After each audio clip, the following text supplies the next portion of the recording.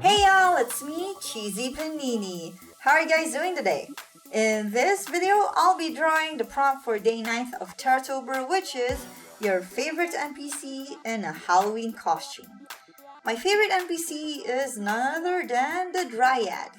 Among all of the NPCs, I liked her the most because of her really cool attack animation and also because back when I was playing Guild Wars 2, I was obsessed with the Sylvari race, which are basically tree people, and I always imagined the Dryad to be something like that. I really should try drawing her in that style at some point, but today I'll be drawing her in a costume, and the costume I thought of is a Truffle costume. This is basically how I imagined the Dryad to look like if she took over the glowing Mushroom Biome.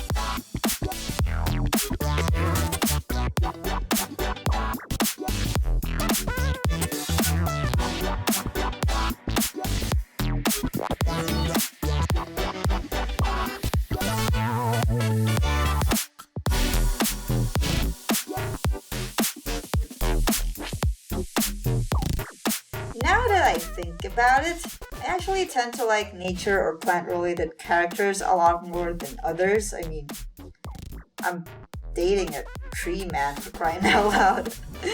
And when I choose my starter Pokemon, I usually get the grass types. There's just something really fun about plant characters, and there are a lot of plants in the world that you can get inspiration from when drawing or designing something. Speaking of grass Pokemon, one of the artists that I follow on Twitter is 1 Megawatt, and I really loved their renditions of Pokemon like the crossbreeds and the different types of Chicoritas.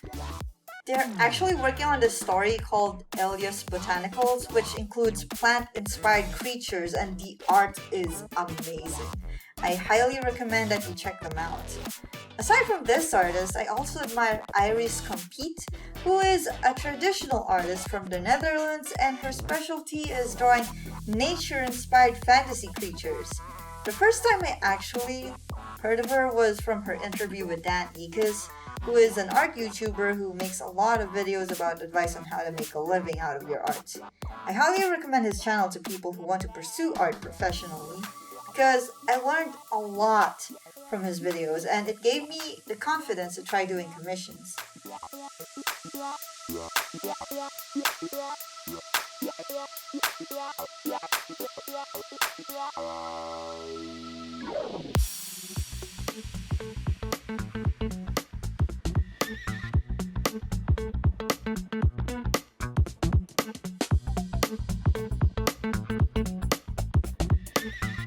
One thing I kind of envied about these artists back then was the fact that they knew exactly what they were good at and they knew exactly what they wanted to do.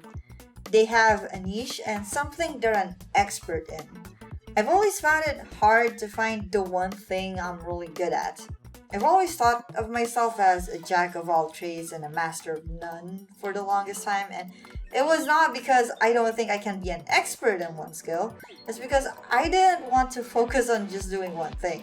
I didn't like the idea of just being good at one thing and the thought of just doing that over and over.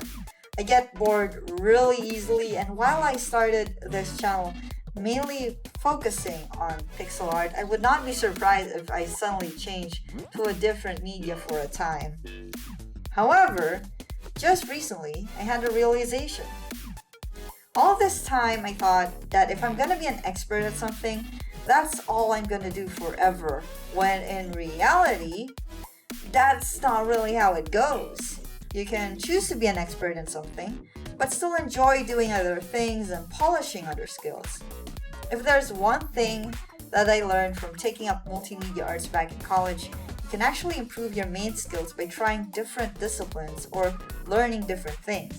For example, when we had photography classes, I learned how to look at things in different perspectives and angles, which affected the way I think about the compositions of some of my art. I learned how to make more realistic shapes when drawing after we had 3D modeling classes. I also learned what makes sense when designing clothes after working in an apparel company for several years. Every single lesson and experience you have is going to enrich your knowledge on your craft. Sometimes it can even be so out of left field that you didn't even realize it could be useful. I've been playing Terraria and making content for it for years, and it kind of just ended up helping me improve my pixel art. I didn't think I could do anything with that, but wow. There you go. So I guess what I'm saying is, while it is quite important and useful to find something you're passionate about and mastering that skill, changing things up and learning skills outside of your comfort zone and outside your expertise could actually improve it a lot more than you think.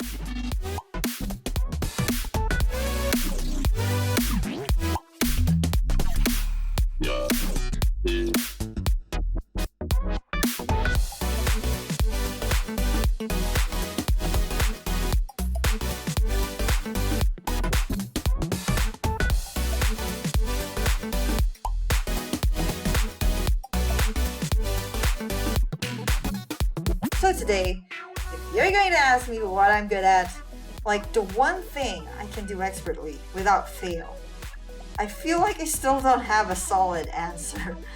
I like to think that pixel art is becoming a thing I'm super passionate about, but I'm far from being an expert on it. I don't even know if it's my one true medium or something, but one thing's for sure, like a plant, I'm just gonna let it grow and happen naturally.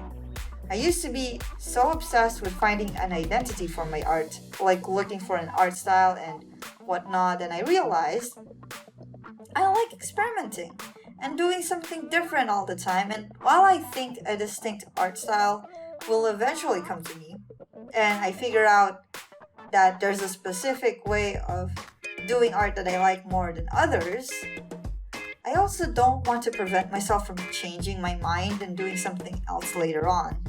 So yeah, I'm in that mindset of just letting things happen and having fun with it, because if it's not fun, it'll just be a chore and it won't really feel worth it.